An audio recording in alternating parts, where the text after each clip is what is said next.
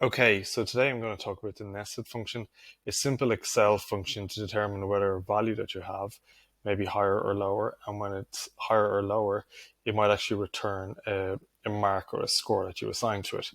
So if you take a look at the Excel formula here, we can see that it starts with an if function, and if our G3 is more than or equal to 90, it should return an A.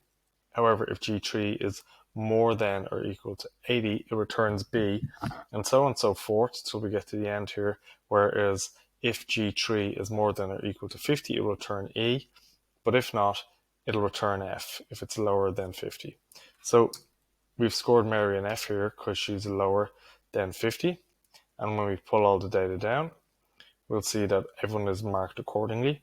So let's take Jack for example. So Jack is more than or equal to 60, so he scores a D, whereas John is more than or equal to 80, so he scores a D. So in a very simple way, this is how you construct a nested function.